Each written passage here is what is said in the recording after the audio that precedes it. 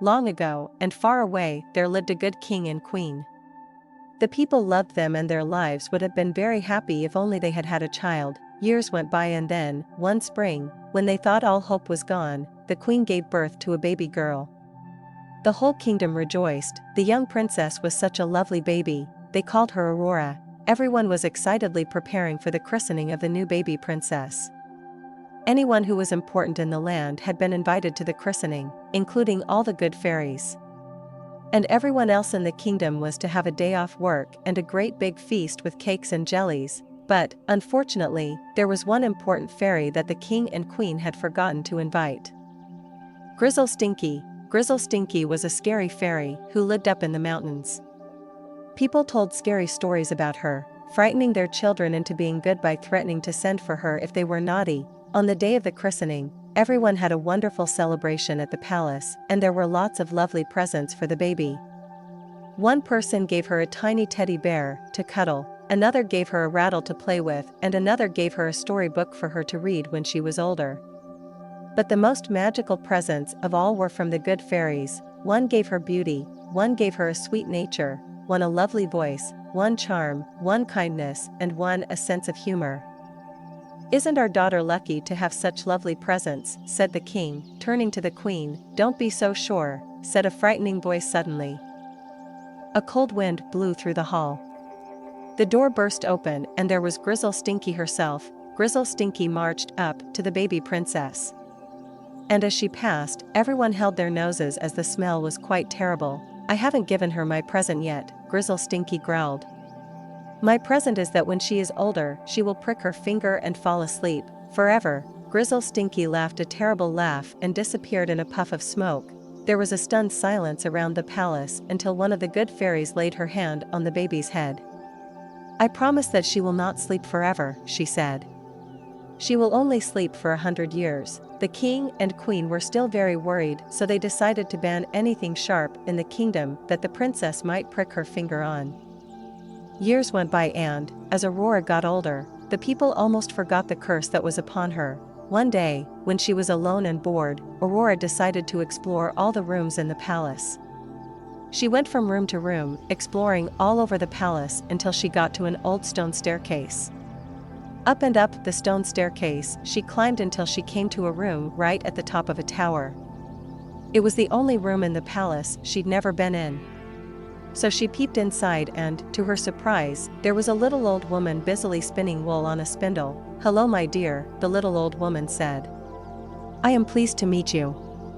And she stood up and tried to curtsy. No, please sit down, I don't want you to hurt your back," said Aurora, hurrying forward. "Can you tell me what you're doing up here in the tower all alone?" "Only spinning silk, my dear, to make you a lovely dress," the little old woman replied. "May I have a go please?" Aurora asked politely. "Of course my dear," the little old woman said, and she chuckled quietly to herself. "Let me show you how." Aurora sat down with the spindle in her hand and the little old woman began to show her how to spin silk.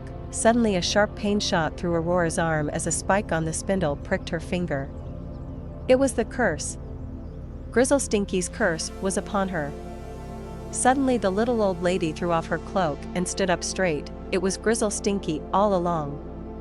She laughed a wicked laugh and ran away, leaving the princess all alone. Because of Grizzle Stinky's birthday curse, Princess Aurora fell into a deep, deep sleep, and all around the palace, people started to fall asleep too. The cook in the kitchen fell asleep, the guards at the palace gates fell flat on their noses and began to snore, the maids curled up to sleep with their feather dusters still in their hands. And the palace gardener fell asleep out in the garden. The palace cat just carried on sleeping, because she was sleeping anyway. Even the king and queen fell asleep. Over the years, weeds, brambles, and plants grew up over the palace, and a deep dark wood encircled it. Everyone was asleep, even the gardener, so there was no one to cut them down. As the palace disappeared behind the woods, the people outside began to forget it had ever been there.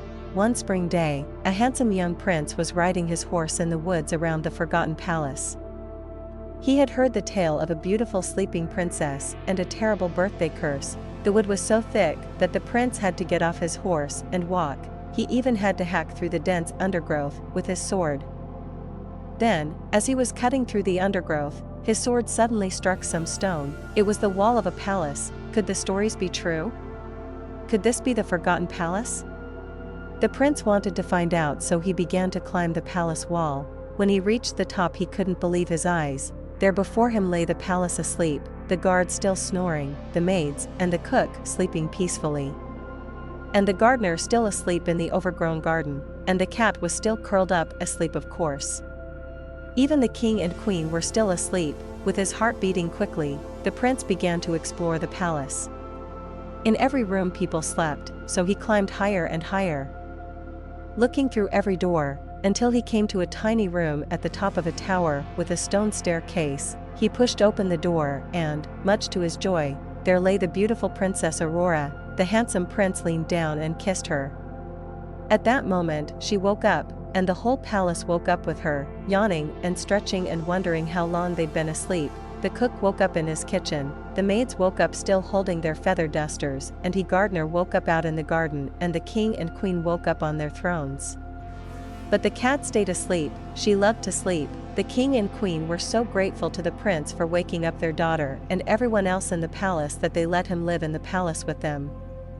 They were overjoyed, and everyone lived happily ever after.